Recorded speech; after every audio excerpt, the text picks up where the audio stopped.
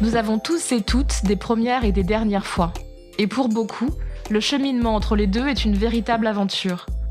J'ai décidé de rencontrer des inconnus, ou presque inconnus, de partager avec elles et eux ces confidences intimes et de mesurer l'évolution de leurs désirs entre la première et la dernière fois. Marion est une femme cis, hétérosexuelle de 28 ans. Elle qualifie son parcours sentimental de catastrophique.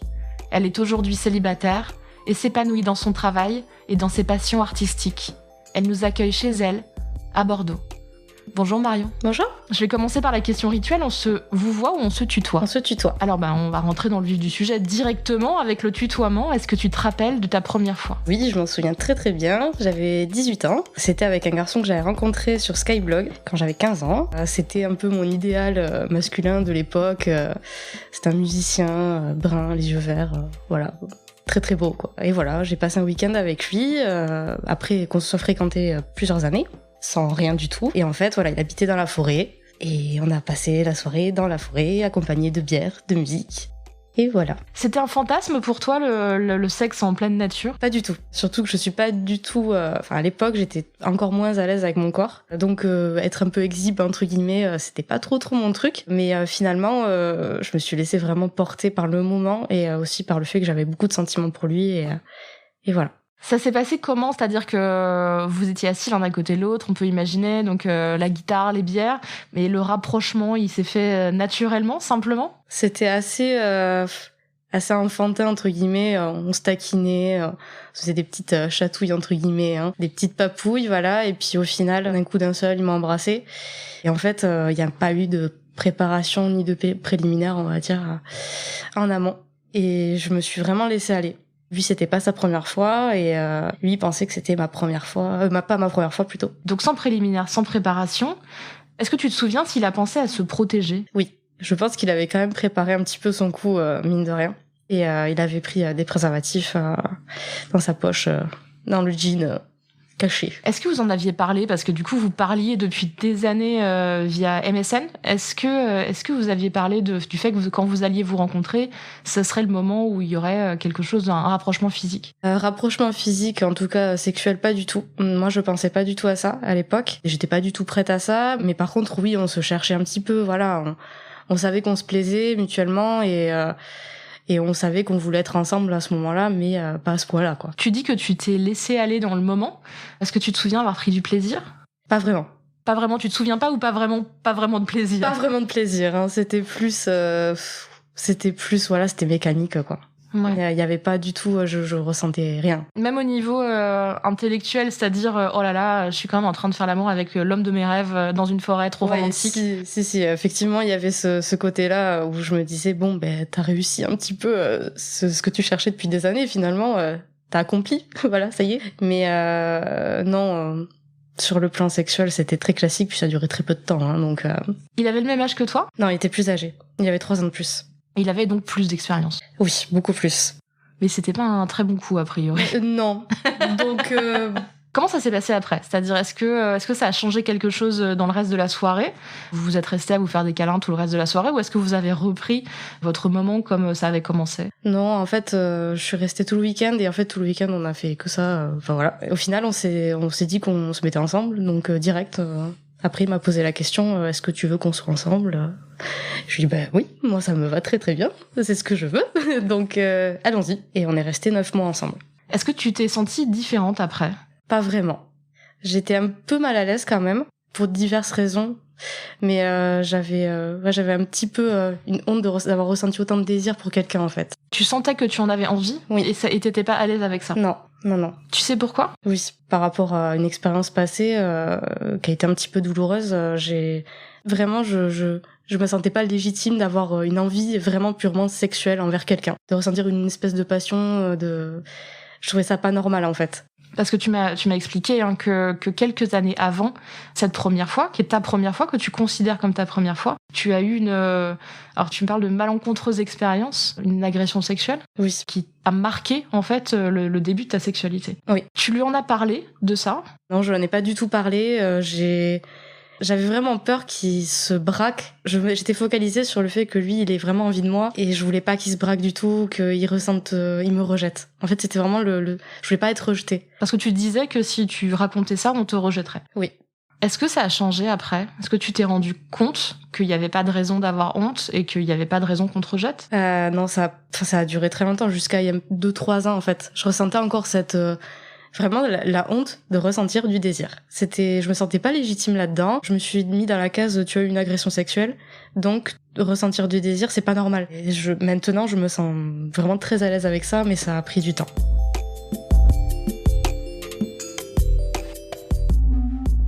Je crois que c'est le moment de faire une petite pause dans le récit de ta vie. Je te propose qu'on apprenne à mieux te connaître avec un petit jeu qui est basé sur le jeu à boire Je n'ai jamais, sauf qu'il est inversé, que c'est un j'ai déjà, et puis je vais te partager des affirmations. Tu vas me dire si elles t'évoquent quelque chose, un souvenir, une envie, une anecdote, ou l'inverse d'une envie, un dégoût, enfin tout ce qui te vient. J'ai déjà sodomisé un ou une de mes partenaires. Pas vraiment. Alors, avec mon dernier compagnon, on avait acheté un stimulateur de prostate, voilà, et on s'était dit qu'on allait tester, voilà, on voulait voir un petit peu. Du coup, je peux pas dire vraiment que je l'ai sodomisé, mais je l'ai aidé en tout cas. Tu l'as accompagné dans la découverte de son corps. C'est exact. C'était une bonne expérience? Ça t'a plu de faire ça? Pas vraiment, non. Non, en fait, j'étais pas très à l'aise au début. C'était vraiment pour lui faire plaisir. Mais vu que j'étais vraiment très en confiance et très amoureuse, je me suis laissée complètement aller. Je serais pas contre le refaire même. Maintenant que j'ai un autre point de vue, mais sur le moment, ça m'a un petit peu... j'ai eu un petit recul quand même. Ouais, t'étais pas prête en fait. Non, c'est ça. Bah du coup maintenant tu sais que tu l'es plus. Voilà. Quand tu auras trouvé le bon partenaire pour le faire. C'est ça. J'ai déjà été sodomisée. Oui, j'ai découvert ça et ça me plaît beaucoup. C'est quelque chose qui fait partie de ta vie sexuelle, alors j'allais dire quotidienne, mais non pas quotidienne, enfin régulière? Non, alors surtout quand je suis en couple en fait, faut que je sois en confiance. Vraiment qu'il y ait un environnement où je me sens... ouais, en confiance, que mon compagnon soit bienveillant, qu'il m'écoute, qu'il prenne son temps, qu'il y ait une bonne préparation avant. Et là, par contre, oui, j'arrive vraiment à me laisser aller et à être vraiment bien. C'est quelque chose qui est venu de toi ou à l'origine, ou c'était une demande de ton partenaire? C'était une demande de mon partenaire. J'ai jamais été trop frileuse par rapport à ça.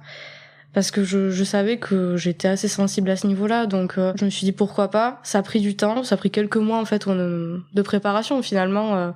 Puis ouais, j'ai découvert quelque chose d'assez formidable. J'ai déjà pensé à ma liste de courses pendant le sexe, ou un truc chiant et rébarbatif du quotidien. Non, pas vraiment. Je suis vraiment dans l'instant présent en général.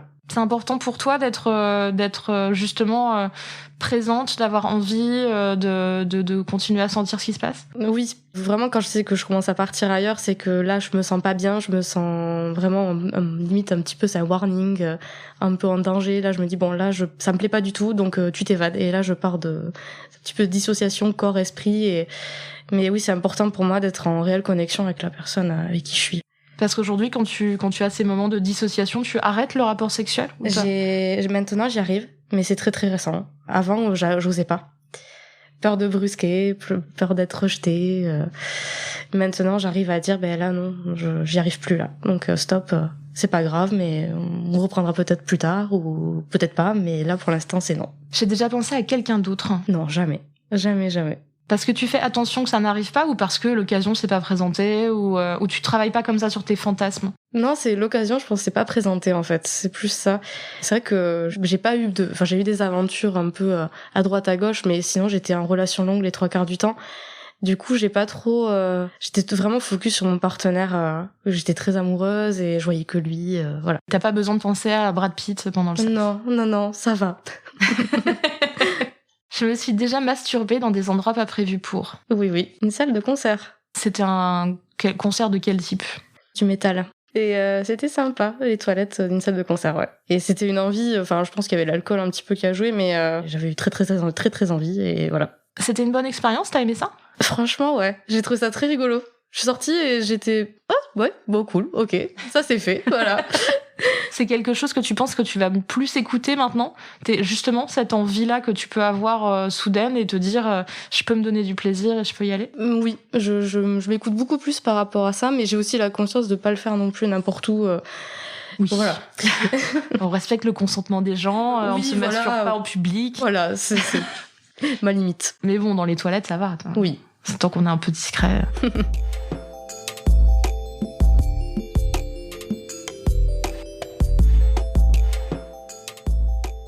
Après cette première fois dans la forêt, vous décidez tout de suite de vous mettre en couple. Tu me dis que ça a duré 9 mois. Et puis quand l'histoire s'arrête, tu rencontres tout de suite, quelques temps après, quelqu'un à nouveau avec qui tu te mets en couple. C'est un fonctionnement que tu as comme ça, d'aller de relation en relation? Plus ou moins. En fait, j'ai toujours eu besoin d'être avec quelqu'un, d'être accompagnée.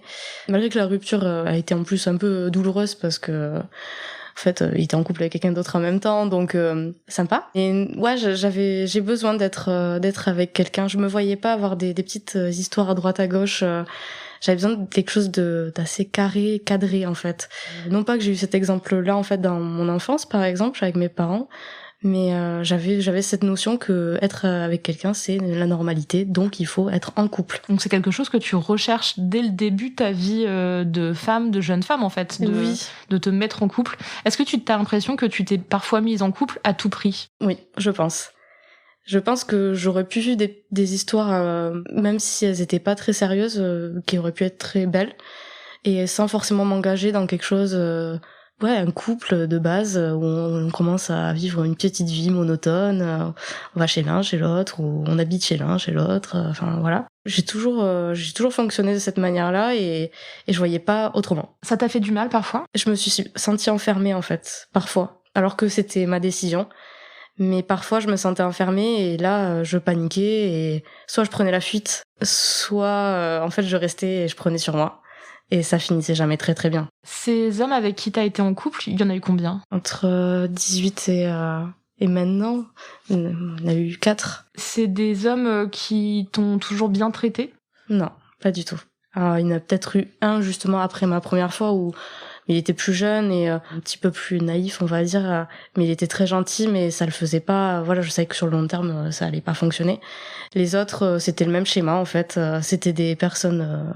des hommes très beaux, très charismatiques sur le papier, qui finalement, si on regarde bien au fond, ils sont pas du tout pas équilibrés quoi. Et je restais pour autant, mais il me fallait du temps pour le réaliser, et souvent je l'ai réalisé que très très tard. Hein. Quand tu parles tu parles d'abus, est-ce que c'était de la violence physique, psychologique? Parfois les deux. Et je me suis posé la question si je le cherchais pas en fait inconsciemment aussi, vu que ça s'est reproduit sur plusieurs relations, et est-ce que j'en étais pas la cause? Et avec un travail psychologique derrière, etc., je me suis rendu compte que pas du tout. C'est juste que j'étais attirée par ça et je voulais ça, une façon peut-être de me punir de certaines choses. Mais oui, il y a eu des petits abus psychologiques. Oui, ça c'était clairement me faire changer d'apparence, me faire perdre du poids, me faire prendre des fois, changer de coupe de cheveux, couleur de cheveux, ne pas me maquiller, tu t'épiles pas. Enfin voilà, c'était des petites choses comme ça. Me contrôler sur mes relations avec les autres. Donc une vraie emprise. Exactement, ouais. Est-ce que du coup, ce couple dans lequel tu voulais être à tout prix et où tu te sentais quand même enfermée, où t'étais mal, est-ce que ça t'a apporté un peu de bonheur quand même? Je pense que sur l'instant présent, oui. Mais je pouvais plus tenir. Parfois, c'était trop. Enfin, je savais que là, j'étais à bout et en fait, il fallait que je prenne conscience peut-être un petit peu de ma valeur aussi. Donc ça a pris des années pour que je prenne conscience de ça. Et c'est surtout ma dernière relation où là, j'ai compris que c'était stop maintenant et que fallait passer à autre chose, quoi. Qu'à 28 ans, il faut évoluer et que j'ai pris conscience que je valais mieux que ça aussi. Sexuellement, ça se passe comment avec eux? Les 3 premiers, c'est pas terrible, hein. Franchement, c'est très classique, hein. Des relations basiques, y a rien de très farfelu, quoi. Et souvent, c'est ça, c'est des moments où je vais commencer à plus supporter, là je m'évade ou je me force un petit peu à avoir des rapports pour qu'ils restent en fait. Forcément ils le ressentent et ça le fait pas. Et toi, donc du coup après ta première fois, tu m'as expliqué que t'avais un problème avec la gestion de ton désir, quelque chose de difficile à gérer pour toi. Est-ce que ces relations elles t'ont aidé ou au contraire ça n'a pas avancé du tout? Ma dernière relation de date m'a fait avancer par rapport à ça. J'ai découvert plein de choses sexuellement avec cette personne. C'est lui qui m'a ouvert l'esprit à ce niveau-là, donc il n'y a pas eu que des points négatifs. Mais oui, j'ai pris en main un petit peu mon désir, ouais. Je disais ce dont j'avais envie, je l'exprimais clairement, j'avais plus cette honte même d'être nue devant quelqu'un, Spécifiquement avec le dernier. Oui. C'est quoi qui a changé avec lui? C'est son approche de ça? Ou vous en avez plus parlé qu'avec les autres? Clairement, il m'a dit, Marion, t'as le droit de ressentir du désir pour quelqu'un. Moi, je l'avais clairement expliqué ce qui m'était arrivé, en fait. Et c'était le premier à qui je le disais de façon très explicite. Il a compris sur le moment. Et du coup, il m'a dit, je te laisse champ libre. Là, c'est toi qui gères. Il m'a dit, tu veux faire ça, on fait. Tu veux pas le faire, on le fait pas. Et moi, je me suis dit, c'est top, c'est ce que je veux, en fait. Donc, j'ai signé direct, hein. Sur le papier, c'était très bien. Tu dis sur le papier, ça veut dire qu'en pratique, c'était pas si évident que ça? Non, c'était pas si évident, parce que c'était quelqu'un qui avait beaucoup d'expérience. Et moi, c'est vrai que j'ai été en couple, hein, donc j'avais pas trop été à droite à gauche. Et du coup, il avait quand même des attentes assez élevées. C'est-à-dire que si parfois il voulait le faire 7 à 8 fois par jour, ce qui est, je trouve, pour un homme, ça me paraît énorme, mais lui, il y arrivait. Moi, je ne pouvais pas. Clairement, je pouvais pas du tout. Enfin, ça fait mal au bout d'un moment. Il me demandait toujours plus. Et en fait, c'est sur le long terme, c'est pas possible, quoi. Donc du coup, il y a des moments où je voulais pas du tout pendant un mois. Et là, c'était catastrophique pour lui. Il réagissait mal à ça? Très très mal. Et souvent, après, c'était quelqu'un d'assez noir, on va dire, hein. Vraiment, il avait des propos assez durs à ce niveau-là, où il me ramenait clairement mes petites faiblesses, quoi. Il a utilisé les souffrances que t'as pu avoir contre toi? C'était des petites phrases, c'est pas parce que t'as vécu ça que tu dois t'en servir pour ne plus avoir envie de moi, ou voilà. Malgré ces aspects vraiment négatifs, j'imagine qu'au début de la relation, quand il t'a dit qu'il y avait des choses à expérimenter et que tu pourrais exprimer tes désirs, j'espère que t'as eu une petite place à ce moment-là pour essayer des choses ou réfléchir à ce dont t'avais envie. Oui, au début avec lui, justement, tout ce qui est sodomie, la masturbation aussi, parce que finalement je me masturbais pas ou très peu avant. J'osais pas trop, en tout cas pas avec pas de pénétration avec mes doigts ou quoi que ce soit. En fait, pour moi c'était inconcevable. En fait, j'arrivais pas. Et j'ai vraiment découvert mon corps en fait avec lui, ma poitrine, tout. Enfin. Et il me laissait vraiment explorer et il me guidait un petit peu en fait. Ça avait son côté positif mais aussi négatif parce que finalement c'était lui qui drivait vraiment tout dans notre couple, notre vie sexuelle en fait. Il y a des choses que t'as faites avec lui que tu regrettes aujourd'hui? Non. C'est vraiment quelque chose par contre je lui laisse, voilà. Sexuellement, je suis quand même contente de ce que j'ai vécu avec lui. C'était toujours consenti malgré que parfois je me sois un petit peu forcée, voilà. Et puis la pression qu'il a pu te mettre aussi pour cette quantité sexuelle-là. Quand est-ce que tu t'es dit il faut arrêter cette histoire? C'était en avril dernier. Ça a été ça a été vraiment une relation très très compliquée et toxique. Ça partait sur des violences un peu physiques. Donc malheureusement le confinement en fait est arrivé au bon moment, quoi. Je commençais depuis janvier à vraiment avoir l'idée de partir. Ça y est, je m'étais mis en tête que là j'y arrivais plus. Ça m'a influencé sur mon travail. Alors que je suis quelqu'un qui est hyper bosseuse et là je me sentais plus en fait. Là je me sentais un peu partir, on va dire. J'étais plus moi. J'avais plus d'identité, je savais plus qui j'étais. J'avais tout arrêté dans ma vie personnelle. Tout ce que je fais à côté, je le faisais plus. Et puis en fait, en janvier, j'ai recommencé à faire des choses. Lui, il a senti que je recommençais à faire des choses. Et là, il a pas aimé, quoi. Et moi, je me suis dit, ouais, mais sauf que moi, je me sens bien, en fait. Donc, déjà, j'ai profité du confinement, c'est un peu lâche peut-être, mais cette coupure, en fait, m'a vraiment permis de faire la cassure nette, précise avec lui. Et il s'y attendait pas, et ça a été violent, très très violent. Il a réussi à te laisser partir? Difficilement. Pendant 2-3 mois, il a insisté, ouais. Parce qu'il avait plus tout d'emprise sur moi, quoi. Donc, t'as réussi à tenir bon? Sur le premier mois, non. Je l'ai revu 2 fois. Et puis là, il m'avait sorti le grand jeu, ce qu'il n'avait jamais fait en 4 ans, en fait. Et j'ai quand même tenu bon, finalement. J'ai eu le doute, et puis je me dis, non, tu peux pas. Parce que tu sais que c'est là, maintenant. Il te l'a prouvé, il te fait ça maintenant, mais tu sais qu'après, derrière, t'auras jamais rien, en fait. Il peut pas t'apporter ce dont tu as besoin. Donc cette histoire, c'était il y a un peu plus d'1 an, puisque là, on enregistre, on est en mars 2021. Tu parles du premier confinement.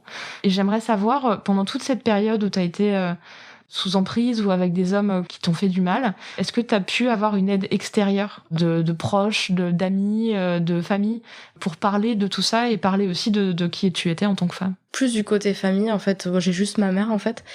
Je lui en parlais. Mais je pense qu'au bout d'un moment, quand on a quelqu'un, on lui fait des petits warning signs tout le temps, on lui dit attention, c'est pas la bonne personne pour toi. On rabâche la même chose et puis la personne reproduit toujours le même schéma. Au bout d'un moment, on lâche un petit peu l'affaire. Et à part pour ma dernière relation, elle, dès le début, elle avait vu que c'était pas quelqu'un de bien et je l'ai pas écouté. encore une fois. Et ce moment-là, elle m'avait dit de limite choisir, en fait. On n'est pas très proche de base, mais quand même, là, elle m'avait dit de choisir. Et en fait, c'était vraiment parce qu'elle me sentait en danger. Finalement, elle avait complètement raison parce que c'était vraiment quelqu'un de limite dangereux, donc voilà. Mais non, auprès de ma mère et certains de mes amis, oui aussi. Mais ils comprenaient pas pourquoi à chaque fois je me tournais vers des personnes comme ça, en fait. Vous vous êtes rapprochés de nouveau depuis que tu t'es séparée de cet homme-là? Oui. On s'est rapprochés, on essaye de communiquer un peu plus. Voilà, maintenant j'arrive même à lui parler de mes petites histoires à droite à gauche, mes petites dates, voilà. Donc on prend ça avec beaucoup de recul et de rigolade. Et puis quand j'ai des petits coups de mou, je repense à certaines choses. Je sais que je peux lui en parler maintenant.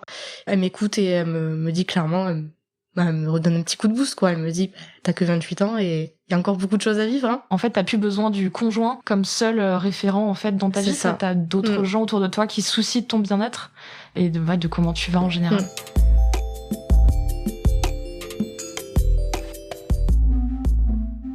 C'est le moment de faire une deuxième petite pause dans notre récit, toujours avec notre jeu Je n'ai jamais, et toujours avec les mêmes règles, mais les nouvelles affirmations. Je me suis déjà filmée en train de faire l'amour. Non, jamais.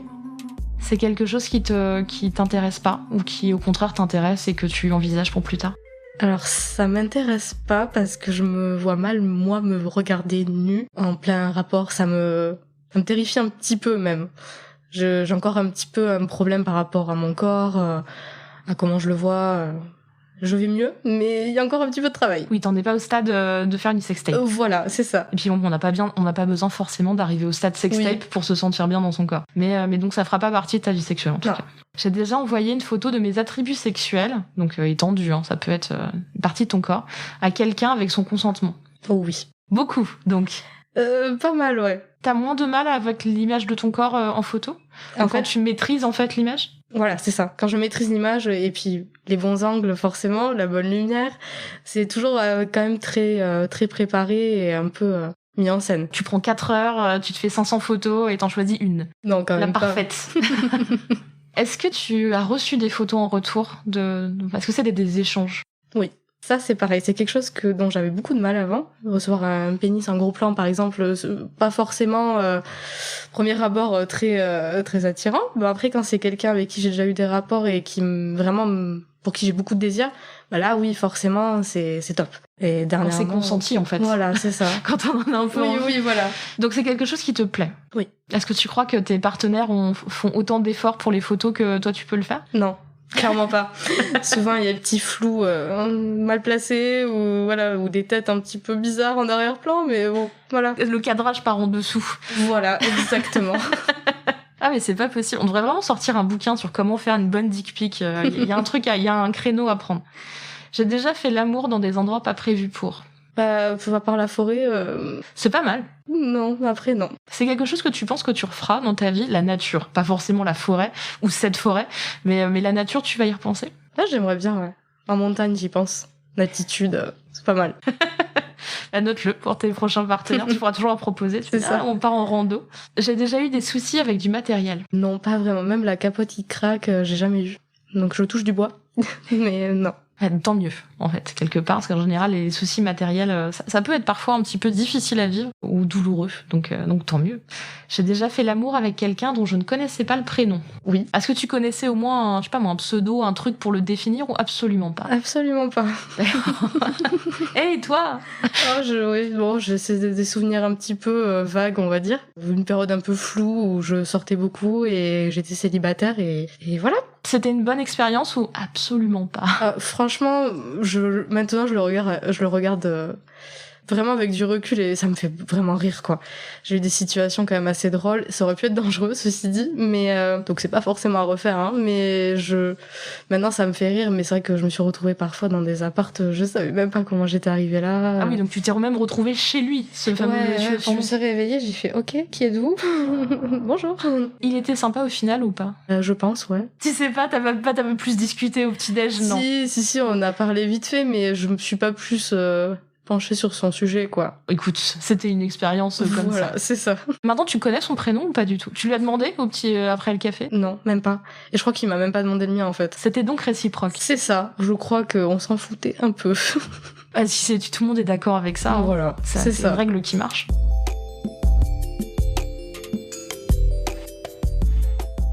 On va désormais parler de ta dernière fois. C'était quand cette dernière fois? Il y a 3 semaines. Alors c'était avec qui? Avec un garçon que j'ai rencontré sur Tinder. Ça fait plusieurs fois qu'on se voit. Voilà, c'est assez sympa en général.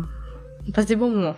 Alors on est en période de couvre-feu. Comment ça se passe, vos rencontres? En fait, il vient chez moi. On va dire qu'il habite pas très très loin, donc du coup, lui, le couvre-feu, il s'en fiche un peu et il vient. Est-ce que c'était planifié? Oui. Ouais, en fait, on a essayé de se voir plusieurs fois, on n'arrivait pas trop par rapport à nos plannings pro. On s'était dit, bon là, c'est bon, ce soir on se voit et voilà. Par rapport à ta vie sexuelle précédente, comment tu te sens maintenant quand tu te retrouves nue avec quelqu'un? Je suis hyper à l'aise, vraiment, j'ai aucun souci. Même quand, lui, je le connais, mais quand il arrive, en général, je suis juste très peu habillée, on va dire. Je suis très à l'aise, quoi. T'as fait une partie du travail avant. J'ai fait une partie du travail, après, il se débrouille, voilà. Non, ouais, je me sens beaucoup mieux. Et surtout, avec lui, on parle vraiment de ça ouvertement. Dès le début, on sait très bien, lui et moi, ce dont on a envie, ce qu'on aime. Et du coup, c'est pour ça qu'on se voit régulièrement, parce que on est à l'aise là-dessus, on sait très bien que ça ira jamais plus loin. On s'aime beaucoup, on passe des super moments, mais voilà, c'est très bien comme ça. Est-ce que t'as pris du plaisir?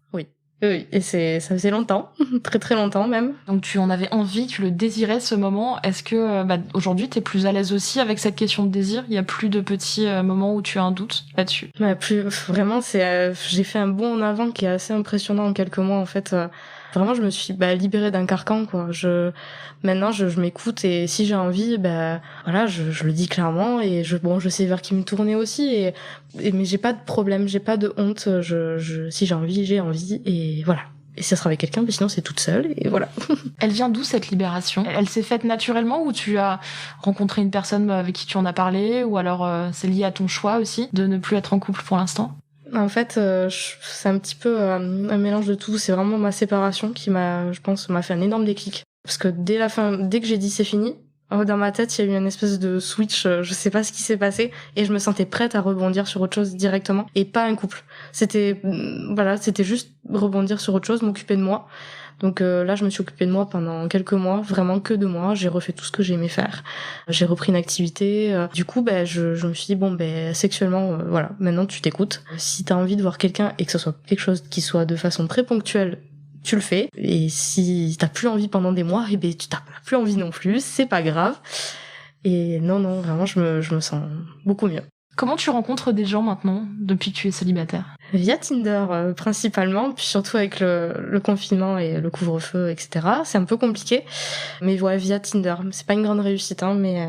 Il y a beaucoup de tri à faire? Beaucoup, énormément même. Mais là, tu prends ce temps de tri? Tu arrives à plus savoir ce que tu attends des gens et ce que tu veux d'eux aussi, et ce que tu veux prendre et ce que tu veux donner? Oui, alors souvent j'essaie quand même de discuter un petit peu en amont avant qu'on se voit, savoir à peu près quand même ce que la personne veut aussi. Si une personne me dit là moi je veux que du sérieux, ce qui est assez rare en général sur Tinder, je me dis on va y aller tranquille, on va voir, déjà on va se voir une fois, 2 fois, enfin on va voir comment ça se passe. Mais oui, ces gens-là en général je dis que c'est pas possible quoi, parce que moi je me vois pas me mettre en couple maintenant tout de suite. Ça me dérangerait pas non plus, mais vraiment va falloir y aller mollo quoi. Tu penses que tu vas te remettre en couple un jour, ou tu aspires plus là à vivre pour toi en célibataire? Pour l'instant, je me vois plus célibataire, mais je me ferme pas non plus. C'est-à-dire que si je rencontre une personne et que vraiment je sens que là il y a quelque chose de possible, je me dis pas non, c'est un non définitif, ferme, voilà. Si je rencontre quelqu'un et que vraiment j'ai un bon feeling et que je sens que ça peut le faire, on va y aller tranquille. Mais ouais, pourquoi pas. Est-ce qu'il y a des choses sexuellement que là tu voudrais explorer pour la suite, toute seule ou avec quelqu'un? Oui, alors j'ai des propositions de couple, voilà. Via Tinder aussi? Ouais, via Tinder et puis dans mon entourage aussi, finalement, des gens qui se sont un petit peu dévoilés. Finalement, je me laisserais peut-être tenter. Les deux sont en couple, t'as pas trop toi d'implication là-dedans, finalement émotionnellement surtout. Puis si elle te plaît et puis lui aussi, pourquoi pas. Mais ouais, ça me plairait bien. Ça, c'est quelque chose qui t'excite assez aujourd'hui? Ouais. C'est dans un futur proche, tu crois? Ou peut-être, ouais. Et est-ce qu'il y a d'autres choses que tu envisages? Du coup, la masturbation que t'as découvert, est-ce que c'est quelque chose que tu pratiques encore aujourd'hui? Ouais, je m'en sers un petit peu comme somnifère, on va dire aussi, parce que je suis un petit peu insomniaque, donc du coup, dès que j'arrive pas à dormir, je me dis, allez, vas-y, trouve un petit truc là, allez. Là, je le fais plus régulièrement et vraiment, je m'écoute complètement maintenant. Tu mesures ce chemin que t'as parcouru les dernières années? Enfin, c'est même ouais, du coup, quasiment une quinzaine d'années de parcours. J'en prends conscience, mais depuis très peu de temps. Là, j'ai fait on va dire un mois. Vraiment, en fait, j'ai eu une révélation où je me suis dit, mais tu te rends compte là où t'en es maintenant? Oui, on est beaucoup à avoir vécu ça. C'est vrai que je me dis, c'est possible de se reconstruire. Faut pas rester bloqué dans ce schéma-là. On a le droit d'être heureuse, on a le droit d'avoir du désir, on a le droit d'avoir envie de plein de choses, même si les idées sont pas socialement un petit peu... Mais non, ouais, je réalise que c'est top et que j'ai envie de faire plein de choses. Et... Est-ce que tu as un conseil pour la jeune fille que tu étais à l'époque, ou pour une jeune fille qui entendrait ce témoignage et qui n'aurait pas encore fait tout le chemin que tu as fait? De surtout pas garder le silence, parler. On nous retrouvera toujours quelqu'un, même si c'est une personne dont on n'est pas forcément proche, mais qui peut écouter, entendre ce qu'on a à dire. Si on est en couple, parler au partenaire, expliquer les choses. Puis si la personne n'entend pas et force, partir, même si c'est pas évident. Ça prend peut-être du temps, mais il faut avoir ce déclic-là. Et puis qu'on a toute la vie devant soi et que même si c'est une chose qui arrive à 40 ans, à 50 ans, on peut s'en remettre. Et voilà. Est-ce que tu penses que toi, t'as réussi à assez parler? Ou est-ce que ça t'a mis du temps avant d'apprendre à exprimer Ça m'a mis beaucoup de temps. J'en parle encore avec beaucoup de tabous quand même. J'arrive à en parler, mais ça m'a mis du temps, ouais. Est-ce que t'as envisagé la thérapie? J'ai vu une psychologue pendant un temps.